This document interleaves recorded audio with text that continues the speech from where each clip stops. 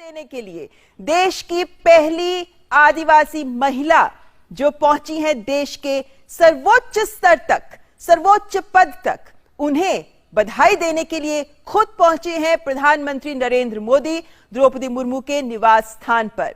Bharatiya Janata party के साथ जुड़कर द्रौपदी मुर्मू ने जो राजनीतिक सफर शुरू किया था उसको तय करते हुए वो पार्षद से ऊपर उठी, विधायक और उसके बाद राज्यपाल बनी और उसके बाद आज वो राष्ट्रपति पद के लिए चुनी जा चुकी हैं। जीत हो गई है उनकी स्पष्ट। और ऐसे में प्रधानमंत्री नरेंद्र मोदी और भाजपा अध्यक्ष जेपी नड्डा इस वक्त यहां द्रौपदी मुर्मू के निवास स्थान पर जो उन्हें आवंटित किया गया है, प्रधानमंत्री नरेंद्र मोदी पहुंचे हैं उन्हें बधाई देने के लिए। शैलेंद्र, ये हमारे लोकतंत्र की ताकत दिखाता है कि किस तरीके से जमीन पर कार्य करने वाली एक महिला को सर्वोच्च पद मिला और ये पल वाकई अनूठा है। देश के प्रधानमंत्री खुद पहुंचे हैं उन्हें बधाई देने।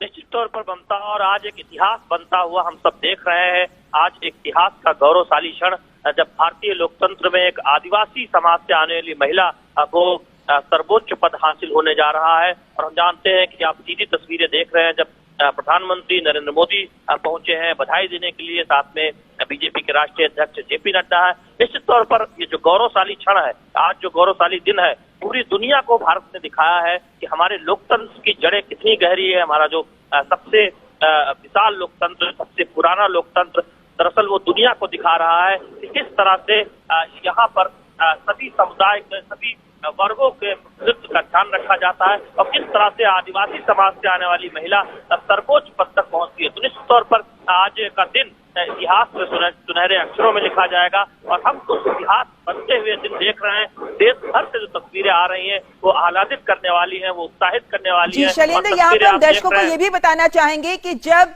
राष्ट्रपति चुनाव के आंकड़े स्पष्ट हुए जिन्होंने ये दिखा दिया कि द्रौपदी मुर्मू ही अगली राष्ट्रपति हैं देश की बन रही हैं, उसके बाद पहली बार इन दृश्यों के माध्यम से द्रौपदी मुर्मू मीडिया के सामने आई हैं जब प्रधानमंत्री नरेंद्र मोदी खुद उन्हें बधाई देने पहुंचे हैं।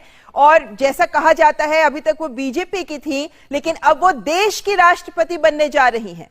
निश्चित तौर पर वो देश की राष्ट्रपति बनने जा रही है और हम जानते हैं कि एक ऐसी राष्ट्रपति बनने जा रही है जो आदिवासी महिला समाज से आती है। और निश्चित तौर पर उस गौरवशाली क्षण को हम सब महसूस कर रहे हैं और पूरे देश में जो तस्वीरें आ रही हैं वो भी दिखा रही है किस तरह से लोगों में उत्साह है। और हम देख रहे हैं कि तस्वीरों के जरिए जो भारतीय संस्कृति है, जो आदिवासी संस्कृति है, उसकी भी झलक दिखती है। और ये दरअसल आज का दिन इसलिए भी महत्वपूर्ण है कि आप देखें कि देश में पहली बार होने जा रहा है। तो निश्चित तौर पर उस लिहाज से भी आज हम देख रहे हैं कि सभी इस बात को समझ रहे हैं कि भारतीय लोकतंत्र में एक नया इतिहास रचा गया है। भारतीय लोकतंत्र ने दुनिया को दिखाया है इन तस्वीरों के माध्यम से, इस फैसले के माध्यम से, इस चुनाव के माध्यम से कि किस तरह से भारतीय लोकतंत्र की जड़ें दिनों दिन निरंतर गहरी होती जा रही है और मजबूत होती जा रही है। तो निश्चित तौर पर वो गौरवशाली क्षण, वो गौरवशाली दिन और इतिहास बनता हुआ हम सब देख रहे हैं।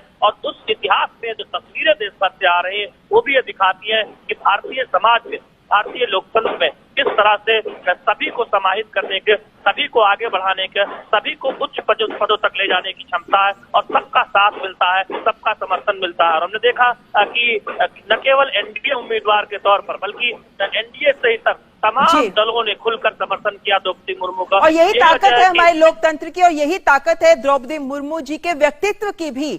हमारे साथ इस वक्त अशोक टंडन जी जुड़ गए हैं, वरिष्ठ पत्रकार। अशोक जी, देश की अगली राष्ट्रपति हो रही हैं, बन रही हैं द्रौपदी मुर्मू।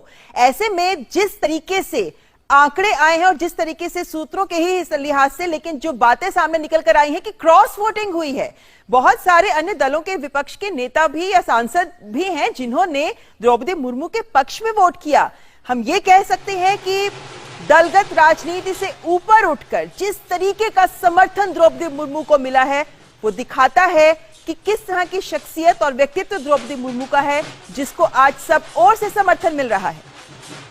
देखिए, उनकी जीत तो सुनिश्चित थी जी। इस चुनाव से पहले ये लगभग तय था कि एनडीए के उम्मीदवार द्रौपदी मुर्मू जीतने वाली हैं, द्रौपदी जी।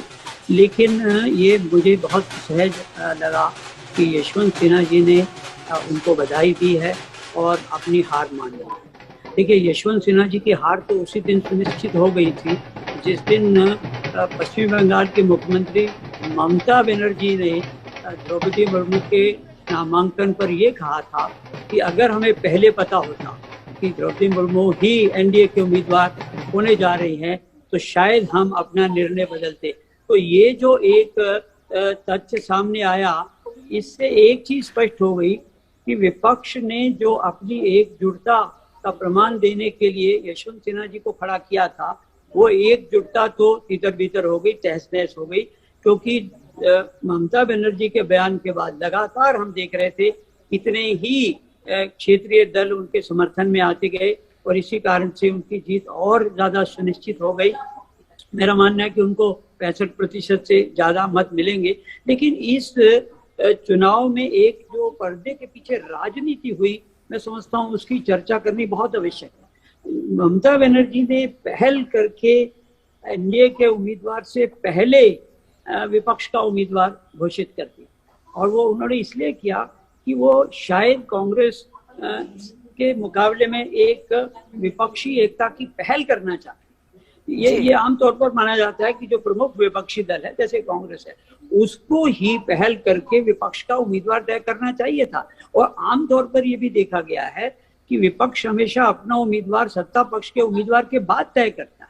तो यहाँ कहीं ना कहीं ममता बनर्जी ने कांग्रेस को मात देने के लिए ये चाल चली थी।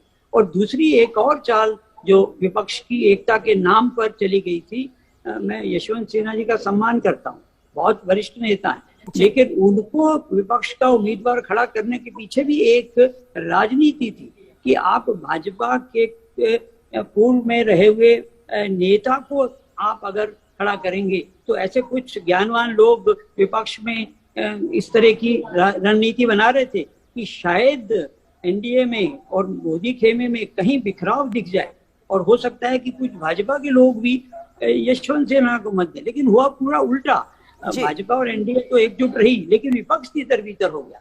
तो ये जो पर्दे के पीछे रहा, मैं समझता हूँ कि कांग्रेस पार्टी ने ये जो पहल ममता बनर्जी को करने दी, ये एक बहुत बड़ी भूल थी। क्योंकि अगर कांग्रेस अशोक जी, आपने चूंकि टीएमसी की बात की है तो टीएमसी जाहिर है कि विपक्ष की एकता राष्ट्रपति चुनाव में तो खंडित नजर आई ही हमें, लेकिन उपराष्ट्रपति के चुनाव को लेकर भी ये जो विपक्षी एकता तार-तार होती नजर आ रही है, क्योंकि आज टीएमसी ने यह भी स्पष्ट कर दिया है कि वो उपराष्ट्रपति उम्मीदवार जो विपक्ष का है उनके भी समर्थन नहीं करेंगे। उन्होंने कहा है कि वो एब्सटेन करेंगे वोटिंग से। देखिए, यही चाल की ओर मैं इशारा कर रहा था। राष्ट्रपति चुनाव में विपक्ष की भूमिका में पहल करने का काम ममता बनर्जी करती हैं, कांग्रेस को नहीं करने देती। लेकिन जब उपराष्ट्रपति पद के लिए विपक्ष के उम्मीदवार को कांग्रेस पहल करती है तो बाकी विपक्षी दलों में से कुछ लोगों को तकलीफ हो रही है। तो ये दिखाता है पर्दे के पीछे। अशोक जी, एक मिनट आपको यहाँ पे रोकना चाहेंगे क्योंकि राष्ट्रपति रामनाथ कोविंद ने भी